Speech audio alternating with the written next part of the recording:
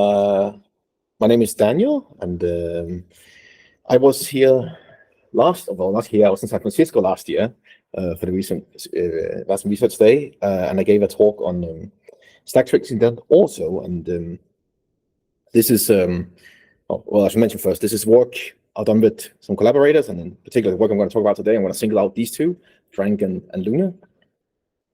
So they very much contributed to the work I'm going to talk about today. But as I was about to say, I was in San Francisco last year, and this talk is very much a direct continuation of that talk. So, Very fun. Yes. So I need to bring people a little bit up to speed, because I don't expect you to see my talk last year, but that was basically about the design for a stack switching proposal in Wasm, and this year I would like to talk a little bit more about the implementation and where we're heading with that. But I would also say that the talk I gave ended up in a paper that's published this year. So I don't know, maybe if I come back next year, there'll be another paper to talk about. But there'll be some details in there, and I could talk about this, but I'm not going to do that. Luna will talk about this in roughly a week in Uppsala. Okay, so 2 slides to bring you up to speed. Why do we even care about stack switching in Wasm? Well, the matter of the fact is that there's a lot of different languages out there, and they all have different fancy control flow, and we want to support some means for compiling that to Wasm, and that does not exist a direct way to do that today. So that's the problem. What is the solution? Well, that is a bespoke instruction set. And what does that instruction set look like? Well, the one I'm proposing looks like this. So this is the entire instruction set in one slide. So there is like a notion of continuation creeping into Wasm. And the continuation is basically like a representation of a stack. So this is a type of a stack, a suspended stack in particular. And it's parameterized by a function type. And that function type tells you exactly what are the inputs that I need to get the stack going again. And it's also going to tell you what is the output I'm going to get from the stack when it's run to completion. So that's what the function type describes.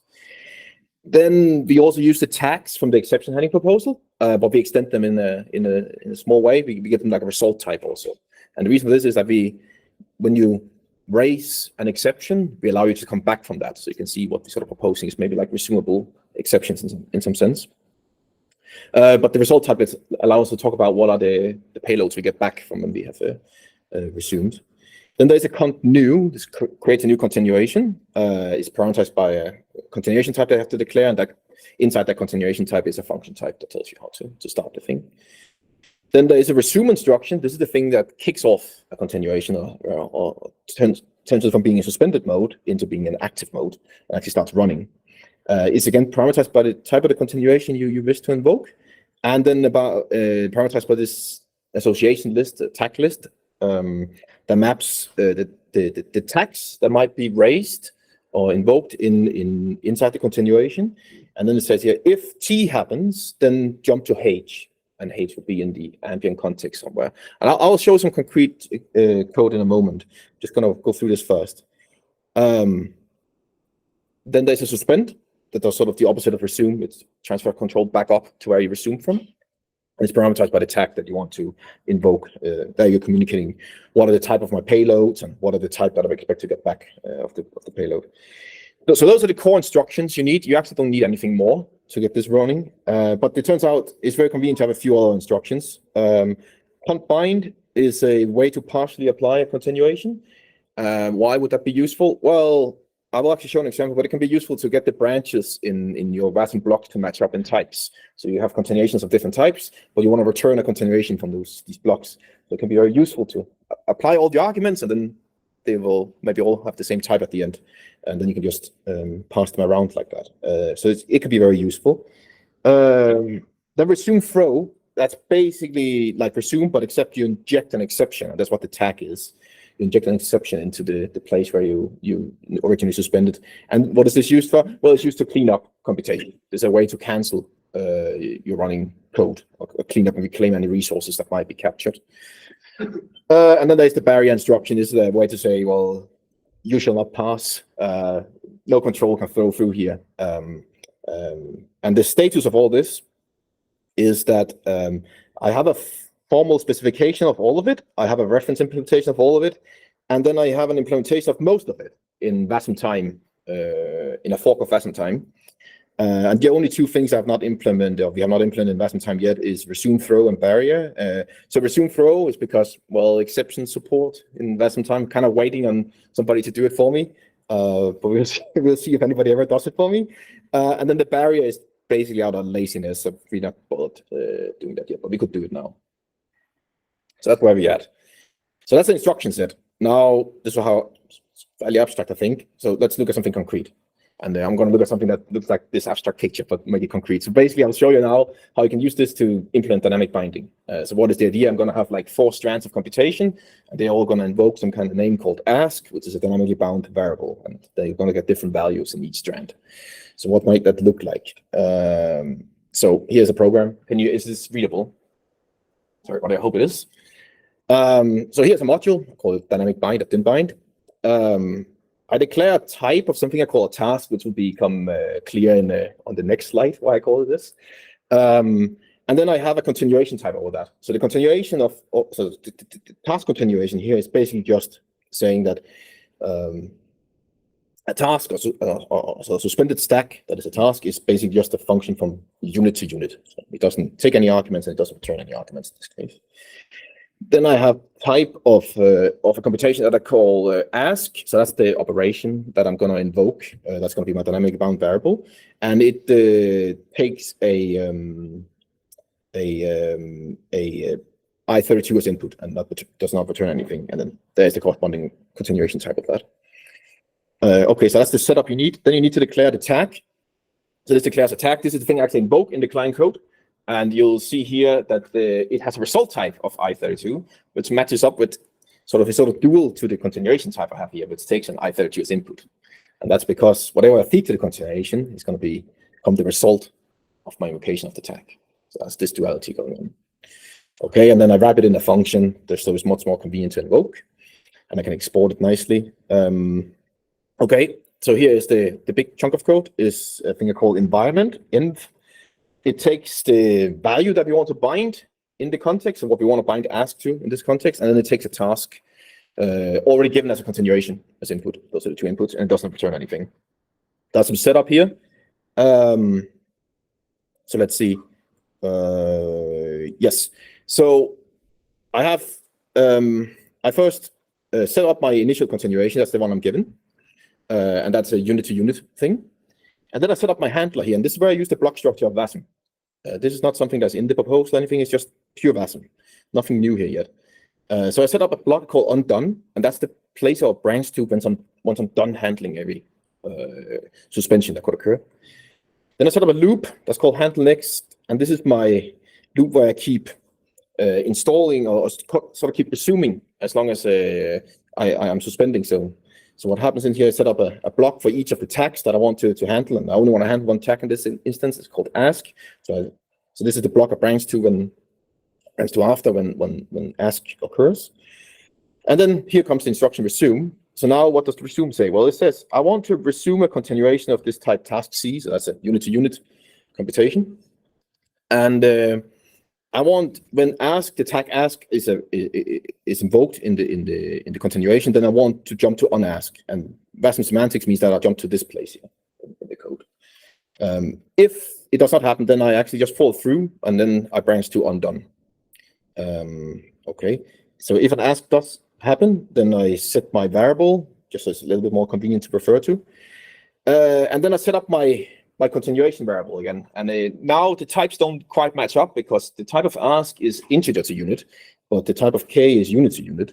So what do I do? Well, I can use combine. So this is a little bit contrived, but I'm trying to show you an instance of why this could be useful. This could be happening deep inside nested blocks and stuff like that.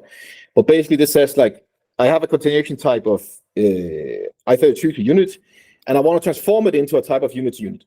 So what do I do? Well, I better feed it an I32. So this is what this get vgos gets the local variable, and then I get the continuation, and what I get back is now a continuation from unit to unit, and then I handle the next thing. And if you remember, what I did out here is I get the k and then I resume it. So this is sort of what that kind of looks like. And then let's run the code also. So let's have some computations here. So here's a task. It just prints whatever ask is twice. And then I spawn 4 strands here, and the first one gets bound to 0, and the next one 1, and 2, and 3, and so forth.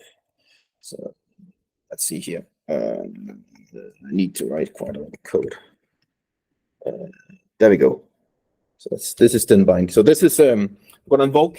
Let's pray this works. I'm going to invoke our fork of Wasmtime now, and you need to tell it to enable exceptions and function references and type continuations, because these are the things we depend on. And boom, oh, something happened. So you see here, we basically just printed out what we couldn't expect. Like, we get 0 out twice, we get 1 out twice, and then 2 and 3, and we get them right in succession. So okay, you see something has happened here, but you don't actually see any context switching, anything necessarily here. This could be done without stack switching, but just hold your breath. We'll move on. Okay, so let's do another example. Let's do library threads. So that'll be some context switching here. So I think I called this LWT. Yes. Here we go. Okay, so same story. We're going to set up some types. They'll be exactly the same as before for task. Then let's assume there's some kind of queue structure given to me. I don't want to go into the details of how that's implemented, but it's implemented in pure Wasm. Then I'm going to have a yield operation tag. So that's a unit-to-unit thing. So that's the thing that says, I want to suspend myself. Please transfer control to somebody else. And then I'm going to have a fork. And that thing is parameterized by a continuation task continuation. And then I have the function wrappers again here. And then here comes the scheduler, BFS. So what happens in here? It just looks kind of similar to what I showed you before. So I have a few variables here to set up. The next is the next thing that gets to be resumed. And I said that is initially to be the main that I've been given from input. Okay, I set up undone like before. This is where I go to when I'm done with everything. Schedule next is the next thing I'm going to invoke. Okay, and then I have 2 blocks now inside that, because I have 2 tags I want to handle. I want to handle spawn, I want to handle yield. And then the thing I want to do in the body is I want to resume the next task I've been given. And then I say, if spawn happens, then jump to unspawn, and if yield happens, jump to unyield. Okay, and then if we're done, we have a little bit more work to do here, because we need to check if the queue is empty. If the queue is not empty, then we need to dequeue the next thing. If you didn't do that, we'll just kill all the stragglers or the remaining threads. That will be a legit thing you could do, but in this case, I want to run everything to completion. And then I call dequeue. Yeah, then I schedule the next thing. Okay, so on yield, what do I do? Well, I enqueue the continuation that I've been given back from the suspension. And then I set up the next continuation to run. And then I jump and schedule that thing. On spawn, what to do? Well, I set the next continuation immediately. And the next continuation here is myself, this I who did the spawn. And this is why I call this a BFS schedule. It's basically, if you think about the concurrency graph, what I'm doing here is I'm scheduling across the breadth first on the concurrency graph. And then I enqueue the child that I gave, and then I jump and do the thing. Okay, and let me show you here. So here are 4 tasks. They do exactly the same as those happened before. They're just a little bit more elaborate now because I've written out all the IDs and all this stuff. So I print my own ID twice, but in between I yield. Okay, so where's my buffers here? So I think I called this L.T.Vast. There we go. Okay, so you see this is kind of similar, but not exactly similar to before. So I see my 0 first, and then somebody has been interleaved, and now I see the first thread, and then the second, and then the third, and then they go again. Okay. However, it's a little bit unfortunate that I had to write all that out by hand, all the extra stuff here, all the IDs, because I just had it before, very nice and concise and with the dynamic binding. So what could I do? Well, I can tell you can marry the two. You can reconcile them. You can compose them. This is what the last thing I'll show will do. So I think I called this LWG. So just trust me, all the code above what I'm showing is the same as I just showed you. Normally I would just link it in with the module, but we have a bug in our implementation that does not allow us to link it in. So everything just merged into one big program. But that will be fixed later. Right, so here's my task again. It's going to call ask, and then it's going to yield in between, and then it's going to call ask again. And that's something that creates a task from a function reference. It's not that important. This is the important bit, though. This is where I spawn the 4 strands of computation, and I each give them like what is the value of their locally the dynamically bound variable. So what is that thread local state? That's what I'm saying here. And then I invoke the main, and then you'll see here. Boom. Exactly the same. but now I don't have all the code duplication. So I compose two things I've written. I'm using two handlers here, or two forms of continuations here, and I merged them together, and I got thread local or task local state out of this. So this is just to show some of the power and some of the things you can do with this thing. What is the alternative to using the instruction set? So obviously something must be happening today, since people are already compiling to this and the language already have these abstractions. They use a Syncify. And what is a Syncify? Well, it's a source-to-source transformation on your Wasm binary. And it basically transforms the program into a state machine. So we can consider a small example here. It's like a do something, and it calls bar with some argument, and then it calls foo. And I say this is a small example because this might compile into something like this. Like, it's not exactly what a Syncify would do, but I try to make things a little bit readable, and I wrote this by hand. But it's kind of morally what happens. So basically, what you need to set up some kind of prelude to say, well, what is it actually I'm doing now? What state am I in? Am I restoring, or is this the first time I'm being called? And depending on that, you might have to set up some kind of continuation point you need to jump to. And then after that, you sort of go into this mode where you're either calling a function you're restoring from, or you're calling a function for the first time. Then after that, you have some kind of postlude where you need to maybe if I'm rewinding here, I need to save my current stack. My current state. So this is sort of morally what goes on, and this can lead to obviously to quite big code blow up, as you can see. Right. So now I'm going to get into all the new stuff. All the stuff I showed out, there probably some new examples there, but most of the stuff was stuff I've talked about before. I'm going to talk a bit about our Wasmtime implementation now and compare that to the Syncify approach. And I just dumped on you here like a little overview of what Wasmtime looks like, very sort of strict down. And I think I actually mean the consumer pipeline here, but this is the pipeline the producer would use. So this is the compiler. So just what I want to convey here is that you have like a fairly standard compiler infrastructure in a certain sense, that you have like some kind of front end that has the type checking and parsing. Then you have a code gen that has some kind of compilation environment, and then CraneLift is the compiler that actually generates the code. And then at the runtime, you have a context that you can query, and then you have lib calls. And why do I mention lib calls? Well, it's because you also have this other thing going on, which is this embedder IPA for Wasmtime, and they have a thing called Wasmtime Fiber, which is very interesting because Wasmtime Fiber is a way to run async Rust or run asynchronous computation from Rust on Wasmtime, and it implements already some form of stack switching. So what we initially did was that we targeted Wasmtime Fiber, so we generate code that calls out to that, and then it will do the stack switching for us.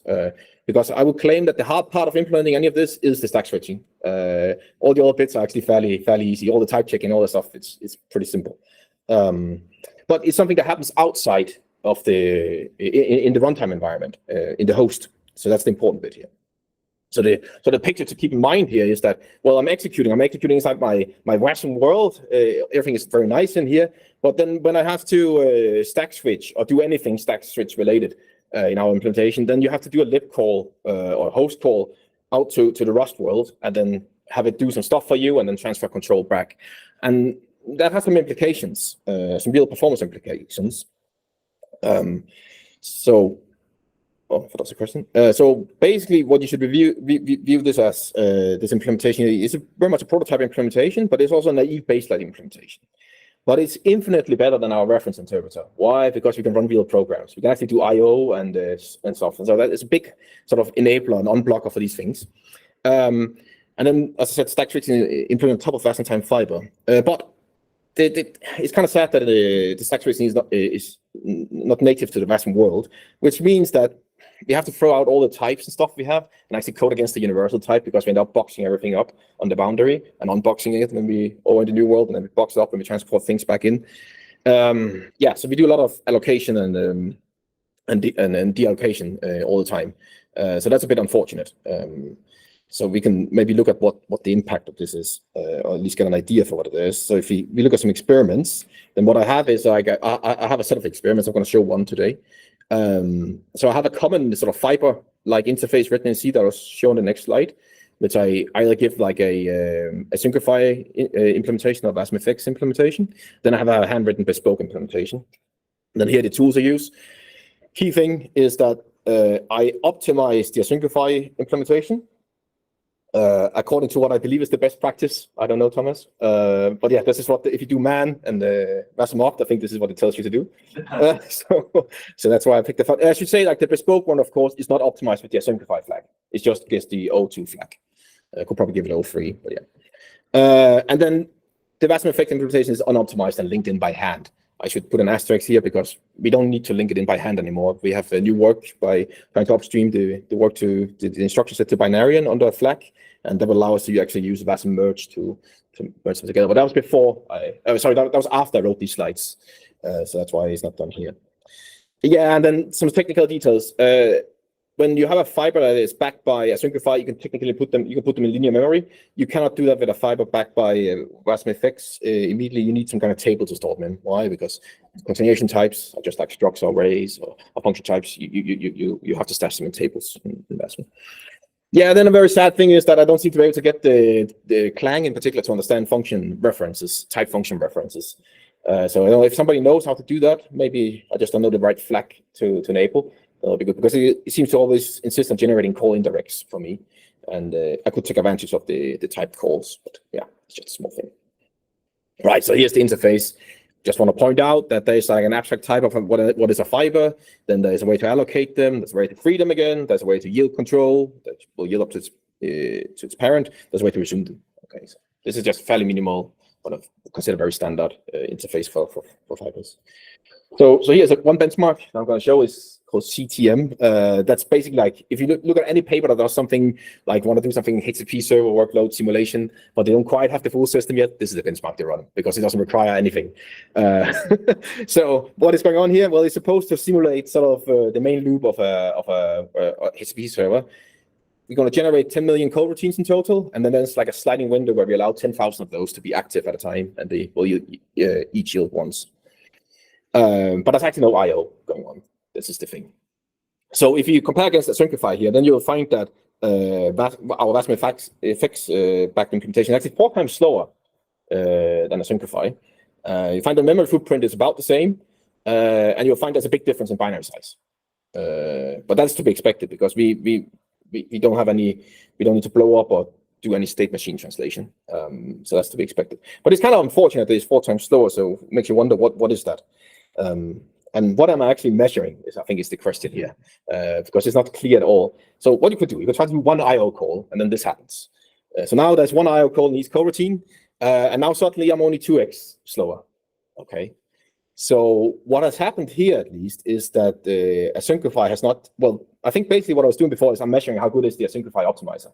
Wasm opt. That's what I'm measuring because it's extremely good. When there's no, when they can prove that things are pure and there are no side effects, then side effects in terms of genuine side effects on the machine like I/O, then it's extremely good.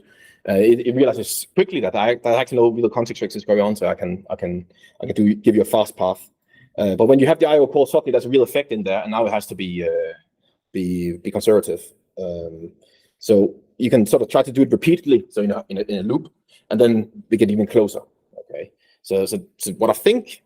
This is my hypothesis. What I think is happening here is that once I actually do something real, like in a real web server, I'll find that the difference is much smaller. And I think now the difference is within the threshold, or within the range at least, where I think some of the differences are simply just down to stupid or naive implementation designs that I'm going to show in a moment. And you can run this against like the bespoke implementation, and then we still a bit slower, but this is like within reason, I would say, from our design. One thing maybe funny to point out here is that the binary size is still better for WasmFX, even though I have a hand-optimized version, but that is because of loop unrolling and stuff. So there's the optimizer kicking in. So if I could optimize my WasmFX, I expect it to be about the same or maybe a little bit bigger than the bespoke version. Okay, so I think this is quite interesting. So what is it we need to do? Well, we need to get rid of some of all this overhead that we have very consciously and on purpose introduced. So what is it particularly we want to do? Well, we want to get rid of redundant lib calls. So we do a lot of things. We have preferred to implement things in Rust first rather than generated code. Why? Because it's much easier and nicer to debug Rust code than it is to debug things, kernel left generated code. So we will have done a lot of stuff where we need to get like an index into an object. Well, we perform a lib call, but a lib call will set you up a trampoline, and then it will jump into the Rust world, and then it'll jump back. That costs you something. Okay, so I think we actually eliminated most of those. We still have some of them left, but it gave us like a 10% increase in performance. So that's something to be gained there. Then we want to eliminate redundant allocations. Like we know statically how big our arrays are going to be or how many arguments we need. So there's no need for us to allocate a free on every resume and suspend. Why do we do that now? Because it's just functionally correct, and you sort of eliminate one source of box from that. That always creeps something in when you start reusing stuff. Then we also need to improve the data representation of our continuation. I'll show you what they look like in a moment. Simply because we want to have like millions of these running at the same time, so we need to keep the headers at least small, and maybe also the stacks. Then, of course, it's kind of silly to have a fully typed instruction set but not making use of the types. So we should utilize the types. And then a big one here, I think, is move all the Wasmtime fiber logic, but into the Wasm world. So we actually generate the stack switching logic ourselves. And then there's some ideas about memory uses that I'll get to at the end. So let's look at the data representation of continuations. So it looks like this currently. So you have like a parent pointer, and then you have a pointer to the fiber. That's the actual stack implementation on a piece of memory that is used as a stack. Then you have an args. That is like your initial arguments for the supply on the initial resume, and it's also where return values are read from, because Wasmtime conveniently has this calling convention called call by array, which allows you to give a function and to run a function and then give it an array, and then the Wasmtime runtime will automatically unpack that array for you and feed in the arguments. But it'll also write back the results to that array, so you can read the results out there. So it's just a very convenient way to get going. But that means we need to have another way of handling our suspend arguments. So we kind of duplicate this payloads thing here. So if you suspend, we cannot afford to error resize or change the args array because that pointer is fixed in time because the return value is going to be read back to that. So we have a second one, sort of redundant thing here, really, which we write our suspend arguments into. And yeah, and then we have a state thing, and that's basically to deal with combine to know if are we going to put the elements to the initial argument buffer or to the suspend buffer. But you could actually get rid of this state thing here. We could encode that differently. It could be encoded in like, if we were not equally allocating the fiber, we could encode it as a null check, but we didn't do that first. And yeah, and this is what the payloads look like. So you have a length and size, so capacity and data, and people who are familiar with Rust will recognize this as a vec, and that's what it is. Yeah, but the state field is redundant, and we know the size of args statically, so we should just allocate that size and use that once and for all. But yeah, we can't do that with our current setup. So we want to work towards a place where we can do that, because we want to trim down this header. I think like 68 bytes is a big for the header of these objects, and actually 68. Sorry, I said 65. 68 is even lying a little bit, because here's what a fiber is, and a fiber is basically just another header, because we're building on top of Wasmtime fiber and has its own header structure, which is called fiber. And then actually the real thing is the fiber stack. That's what we want to point to, which is smaller. And even in the case of the fiber stack, we don't need to know if it was mem mapped, because we know it's not. We malloc our stacks, and we don't need really to know about the length necessarily either at this stage. So we could get rid of all this and just have a pointer to the raw memory. And then we'll also get rid of some indirections, which we're paying the cost for right now. We're going through all these indirections, but this is basically like an artifact of just hooking into this thing that's already exists and try not to mangle too much with it. Yeah, so this is basically my last point here, is that we want to trim down the API to the bare minimum. So we do a lib call. We still do the lib call at this stage, but we do a lib call out to just this one thing, and not to sort of retrieve these, sort of unpack the structure or walk through the structure. We just do one call, get the top pointer that we need, go back in. So that's what we want to do, and I think that will give us a good performance boost. Then one of the final things here is like we don't want to be doing the lib calls at all. We want to emit the code directly, and we have multiple ideas on how we can do that. One thing is to actually just emit the stack switching logic directly in crane left. So basically do what it does here on the, I guess that's the for you is the left hand side. So we'll probably do that first. But what we could also do is that we could do something a little bit more ambitious, and we could actually have a proper design for stack switching in crane lift, so make it understand it in the deep in the system. But I think this is a thing we'll sort of punt to later for getting our experiments to run and actually gather some real data. I think the first one is sufficient. We can simply generate some cheap lib calls instead that does this logic here for us. Yeah, and then if we actually had the deep integration, then we could get something really cool, and that would be to transfer payloads in registers instead of having to stash them on some stack object or something like that. And that would be an important optimization. And then the last slide, I think. So memory also, we want to keep the memory footprint down. Right now we equally allocate continuations, but we could defer that to the first soon. That's completely fine, and that will possibly give a huge memory saving, especially in some of these benchmarks that we're running, where we allocate everything up front, and then we walk through or sort of execute the coroutines one by one. In those cases, by the time you get to the 10,001, you will already have been done with the other ones, and you could probably just reuse that the memory, right? So that points into the second one, which is stack pooling. So we can amortize the allocation and de-allocation. And then the last one is like a bit further into the future. So I think the first two we could do now, but the last one about growable stacks is that right now we work with a fixed stack model, which is very convenient because it also means that it's sort of a zero cost abstraction. Nobody else pays for it. But if you have to have growable stacks, we probably have to do something with the function prelude to check if we need to grow the stack or not. And there will be different strategies we would like to experiment with there, like split stacks is the obvious one. There's like G stacks, that's what Dan Lion and others have done in a library called libmprompt, which utilizes virtual memory to build up stacks.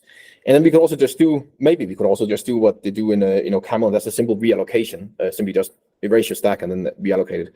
However, if you have interior pointers, no go. But maybe we can get around here because we know we will have all Wasm, and maybe we need a little bit more control in crane lift to control that there be no interior pointers.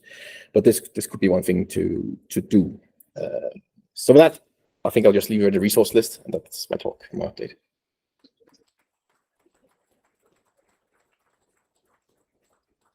You could probably do one or two questions at the break. Yes.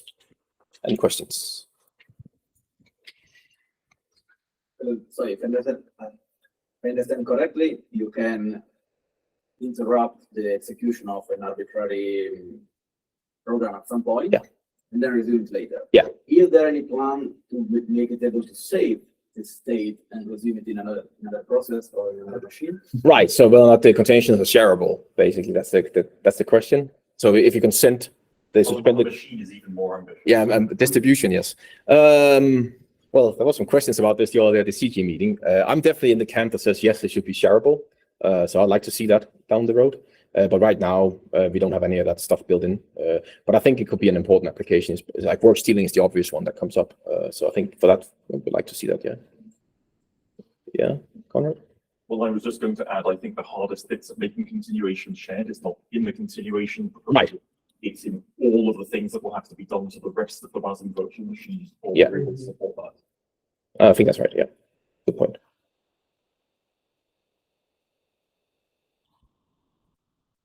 Any other questions? Could why do you have cont.bind? What's the application for that, out of curiosity?